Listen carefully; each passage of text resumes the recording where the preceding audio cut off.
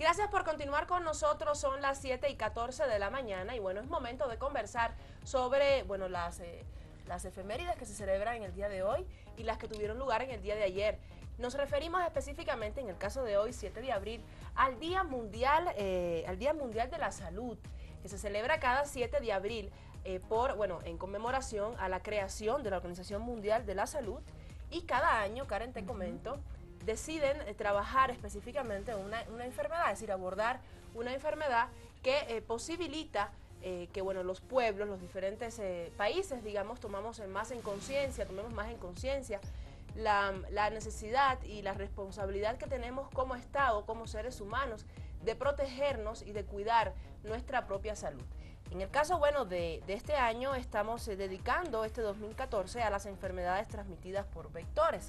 ¿A cuáles enfermedades nos referimos cuando hablamos de vectores? Nos referimos al dengue, al paludismo, a la equistomiasis, a la fiebrasis linfática. Son varias de las enfermedades que son transmitidas, la fiebre amarilla, por ejemplo, que son transmitidas a través de vectores.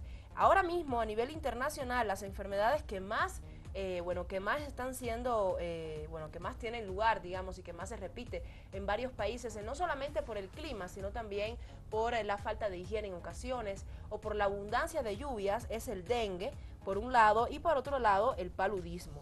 Es interesante, esta iniciativa de la Organización Mundial de la Salud de luchar específicamente contra una enfermedad, porque de esta manera vas posibilitando que los grupos, las organizaciones de salud de cada país puedan dedicarle campañas educativas, tanto como de medicina, digamos de consulta, a esta enfermedad específica. Y es interesante porque este año, fundamentalmente en nuestro país, estamos seguramente ya con brotes de dengue por el exceso de lluvias, fundamentalmente en la zona oriental, y la función que tenemos como Estado, la función que tenemos como país es de apoyar y de evitar que esta enfermedad, que es el dengue, se propague con mayor facilidad. Bueno, hoy específicamente estamos celebrando el Día Mundial de la Salud, 7 de abril, usted ya sabe por qué, pero ayer celebramos una fecha también importante para Bolivia, Carmen. Así es, estábamos celebrando el Día Internacional del Charango. El Día Internacional del Charango se celebra en homenaje a la fundación de la Sociedad Boliviana del Charango, entidad creada en La Paz por los maestros charanguistas Ernesto Cabur, William Ernesto Centellas. El Congreso de Bolivia declaró el charango como patrimonio cultural de origen boliviano el 15 de marzo de 2006, Saray. Qué interesante el charango, un instrumento tan especial, ¿no? Así es, además tiene su origen en la antigua vihuela de mano, instrumento de tamaño pequeño, mediano y grande, introducido en América durante la conquista en el siglo XVI. Para aquella época, Potosí era un centro importantísimo desde el punto de vista comercial y cultural, siendo una ciudad cuya población superaba un número a muchas de las más importantes ciudades europeas de entonces. Efectivamente, hoy vemos que el charango, antes, como bien decías, Karen, el charango era considerado un instrumento del grupo, un instrumento de baja calidad, digamos, no se le daba la importancia. Y como pertenecía a nuestros grupos originarios, también por ese lado era discriminado tanto el sonido como el instrumento. Es que son muy dulces sus acordes, ¿no? Efectivamente, son bien dulces y logra embelezarte en ese tipo de música, en ese ritmo, en esa melodía, y realmente no te obliga a no olvidar que has escuchado un tema donde está presente el charango. Y en ese sentido es una alegría que, en el día de ayer hayamos celebrado el Día Internacional del Charango, y usted ya conoce por la agenda cultural que el día 2 de abril se realizó un concierto en el Teatro Municipal, un concierto de charanguistas para homenajear este día tan importante para los músicos bolivianos, pero también importante para la posibilidad de revalorizar, de recuperar, de rescatar nuestros ritmos autóctonos. De hecho, estábamos hablando sobre este tema el lunes pasado, ¿te acuerdas? En interculturalidad. Efectivamente, en interculturalidad hablábamos sobre la necesidad de interculturalizar también desde el punto de vista de la música, desde el sujeto como músico, porque también la música se convierte en una manifestación artística que expresa sentimiento, que expresa historia, que expresa interrelación, que expresa sincretismo, y que de esta manera también podemos recuperar, rescatar nuestra cultura, inclusive nuestra cultura, no aquella que nos viene del choque entre la cultura anglosajona, europea, digamos, y la cultura andina, sino de nuestra propia cultura andina, cómo se va interrelacionando. Sin embargo, cabe mencionar que el charango no es un instrumento nativo de nuestro país, es un instrumento que ha llegado a nuestro país, ha sido incluido en nuestra cultura en el siglo XVI a través de los procesos de colonización, y que no podemos decir que el charango viene, digamos, de nuestras culturas autóctonas, de nuestras culturas originarias. Sin embargo, en el proceso de tradición, de sincretismo, de unión, sí podemos ya considerarlo como parte de nuestra cultura, y lógicamente hoy lo realzamos a nivel internacional. Bueno, ha tenido ciertas modificaciones también, ¿no? En un inicio estaba denominado como la vihuela de mano, entonces tal vez por el tamaño y el sonido ha tenido ciertos cambios, pero obviamente el charango sí, digamos, tal cual, sí es boliviano, y obviamente también han iniciado tocando, por así decirlo, en zonas rurales. Efectivamente, y ya hoy, Karen, ya ves tú desde zonas rurales cómo llegamos a Edina Vía, ¿verdad? Ya la Marcela nos comentaba hace unas semanas atrás la presencia de Edina Vía acá, y bueno, un maestro en el charango, un maestro en el sonido de este instrumento tan interesante y tan hermoso. Digamos que lo escuchas y ya sabes que te estás llegando a la parte andina de Bolivia, y bueno, que refleja y que representa esa parte cultural tan interesante y tan importante para nuestra cultura. Entre estos representantes Saraí estaban, bueno, el maestro William Centellas, quien falleció hace unos años, y también cada año le hacen un homenaje a los charanguistas de Bolivia. Entre ellos están Ernesto Cabur, Saúl Callejas, que además que no solo es intérprete, sino también es compositor, y esperamos pues también tener uno de ellos. ¿Qué te parece en esta semana, no? Me parece muy buena la idea. Me parece muy buena la idea de tener acá uno de estos maestros, de estas figuras insignias del charango y de la música boliviana. Pues qué alegría que hoy estemos hablando sobre este tema, porque tanto la salud como la parte cultural es importante y es necesaria conversarla en una revista como la nuestra, donde absolutamente todos los temas, tanto del ámbito cultural como del ámbito educativo, tienen su espacio. Ahora conozcamos qué está pasando con el tiempo en otros departamentos de nuestro país, porque siempre es necesario que usted sepa a dónde tiene que, si va a viajar, qué tiene que ponerse, si va a llegar a Potosí, cómo tiene que llegar. Es importante que vea entonces ahora el tiempo con Marcela. Claro que sí, gracias Saraí, gracias Karen. Vamos a dar paso a nuestro segundo bloque del pronóstico del tiempo, conociendo la temperatura en los diferentes departamentos de nuestro país.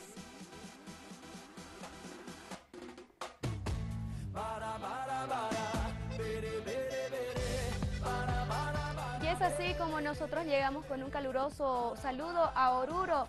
Se registra una temperatura mínima de 5 grados centígrados y una máxima de 20 grados centígrados. Hasta Potosí, una mínima de 4 grados y una máxima de 19 grados centígrados. Tormenta eléctrica tenemos en este departamento. Y es así que nos vamos hasta el oriente.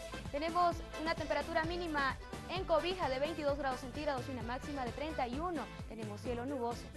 Hasta la capital del Beni, Trinidad, mínima 22 grados y máxima 31 grados centígrados. Cielo nuboso. Y hasta Tarija, mínima registrada de 14 grados centígrados y máxima 29 grados centígrados. Tenemos chubascos en Tarija. Y es así que vamos a dar paso a conocer las noticias internacionales y les invito a que nos acompañen al sector de noticias internacionales.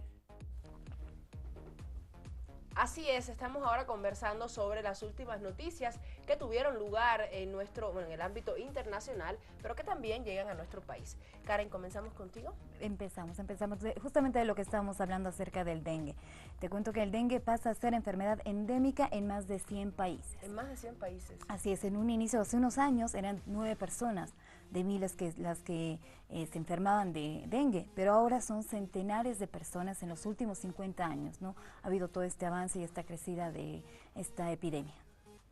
bueno, qué bien que viene a colación esta noticia, porque ya hablábamos anteriormente que hoy estábamos celebrando el Día Internacional, Día Mundial de la Salud, y que estábamos abocándonos este 2014 a las enfermedades transmitidas por vectores. Usted ya sabe que el dengue también es transmitido por estos estos insectos llamados mosquitos, igual con la fiebre amarilla, y bueno, es interesante saber que en varios países está teniendo lugar tiene espacios, está expandiendo, digamos, esta enfermedad. Increíble, ¿no? Pero cierto, ¿no? Según la Organización Mundial de la Salud, son 390 millones de personas las que se enferman de dengue cada año.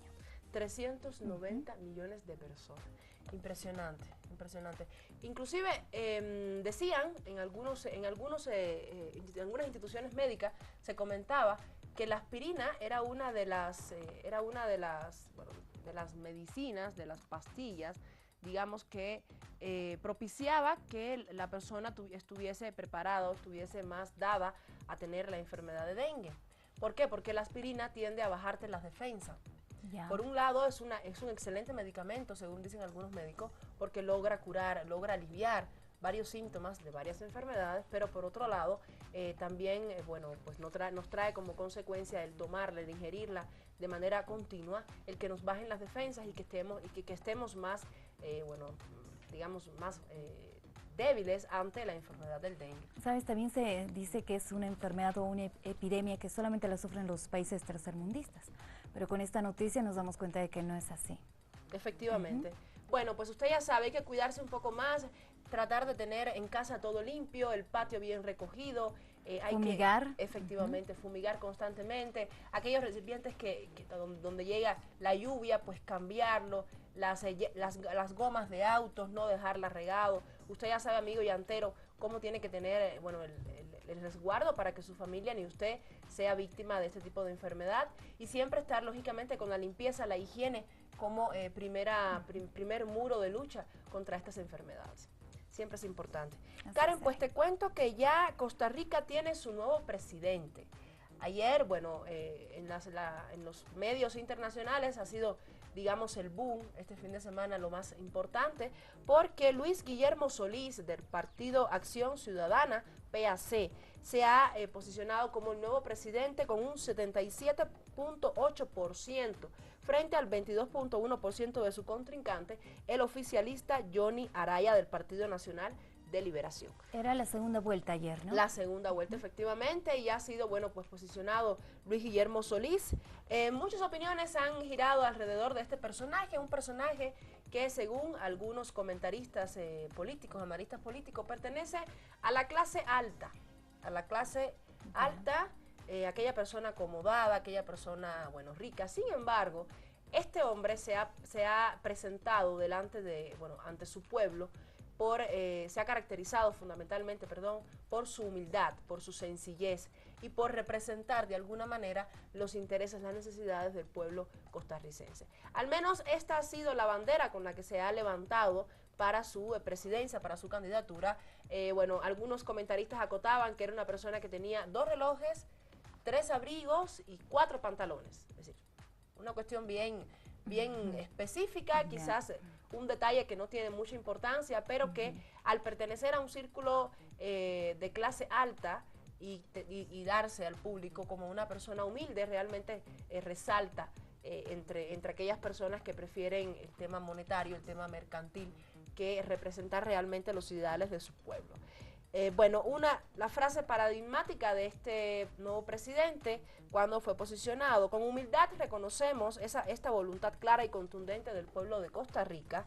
Se confirma una vez más una regla que no está escrita: la política costarricense, que ha impedido que ningún partido gane más más de 3 veces seguidas. Pues él se está ahora mismo, levantando y acatando ese compromiso, esa responsabilidad de representar al costarricense, al tico, como lo conocemos popularmente. Y qué alegría que Costa Rica ya tenga su presidente. Ahora lo que queda es cumplir todo lo que se ha venido prometiendo antes de llegar a la posesión de presidente, y sacar el pueblo costarricense adelante, que quiero decirles, una de las preocupaciones más grandes que tiene este país es el déficit que tiene, la deuda externa que tiene, que creo que asciende a unos 6.1%, y está como que a punto de llegar la crisis. Sin embargo, el presidente está proponiendo nuevos cambios sociales y políticos económicos que van a posibilitar que Costa Rica salga adelante. Así es, César. Y ahora nos vamos hasta Chile. Hablemos un poquito Chile, de la ayuda que recién se está empezando a repartir la ayuda. Bueno, a partir de ayer, todos sabemos que el pasado martes sufrieron un sismo y recién desde ayer se puede hacer llegar la ayuda. Obviamente entre esto están víveres, vituallas, frazadas, colchonetas, alimentación también. Sabemos que fueron muchas personas las que obviamente sufrieron, ¿no? Fueron parte de este sismo. Efectivamente, nuestra solidaridad con nuestros hermanos chilenos, ¿verdad? Porque nosotros también sabemos lo que es pasar por un momento de desastre. Sabemos lo que es, lo que significa que la naturaleza sea más fuerte que nosotros, aún todavía en nuestros departamentos orientales continúan viviendo, bueno, intentando aprender a convivir con el agua, porque realmente todavía no ha bajado del todo y siguen familias damnificadas con varios problemas. Pero en Chile ya sabemos, usted ya sabe, desde el 1 de abril creo que más de 300 réplicas se han sentido. Realmente impresionante lo que la naturaleza hace, ¿no? Imagínate. Lo que la naturaleza es capaz de hacer. Vamos a estar conversando, bueno, en estos días probablemente vamos a organizarnos acá con el tema de las temáticas sobre el temor que existe en Chile, no solamente en Chile, sino en aquellos países que están directamente colindando con las costas de los océanos, el temor que existe de estos países a que el mar recupere nuevamente su espacio. A los tsunamis, ¿no? Es bien interesante cómo, bueno, si usted analiza, busca información, hace años atrás había más espacio en estos países, sin embargo ya cada vez va siendo menos el espacio, ¿no? Y con el tema de los tsunamis, de la posible ocurrencia del tsunami, realmente es mayor el temor. Así es, Sara. Bueno, pues algunas de las noticias internacionales que les damos acá, vamos a estar hablando en el sector de cultura sobre la muerte de uno de los actores más importantes de este país. Me refiero, bueno, les voy a adelantar el nombre porque realmente para mí es una noticia muy, muy, muy triste.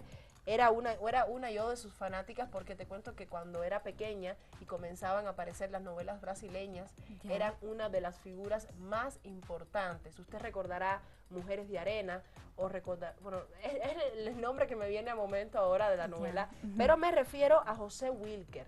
Es aquel personaje que siempre trabajaba de bufón o de cómico, pero que tenía un personaje bien fuerte, bien conformado. Y bueno, vamos a mostrarle seguramente, bueno, vamos a ver cómo podemos hacer para mostrarle fotos de este actor para que sepa a quién nos referimos, uno de los más importantes en la cinematografía, en la televisión brasilera, no solamente brasilera, también a nivel internacional, porque sus novelas, ¿sabes?, llegan a toda América Latina, quizás a otros países. Fanática entonces de las telenovelas brasileras. Cuando era pequeña era bien fanática de las telenovelas brasileras, ¿no? Pero ya no, ya cuando conocí que es la misma estructura y que siempre te hacen llorar justo el mismo tiempo, a las 3 semanas, a las 2 semanas, decidí no verla más y dije ya, pues hasta ahí. Pero es interesante recordar la impronta que ha dejado este actor en la cinematografía y en la televisión brasilera. Ahora sí, vámonos a una pausa. Vámonos a una Tomaremos pausa. un poquitico de café, agüita para continuar conversando con ustedes. Usted sabe que para nosotros es un agrado, es una felicidad estar cada día en sus pantallas desde las 7 en punto de la mañana. Ya regresamos con Vamos Bolivia.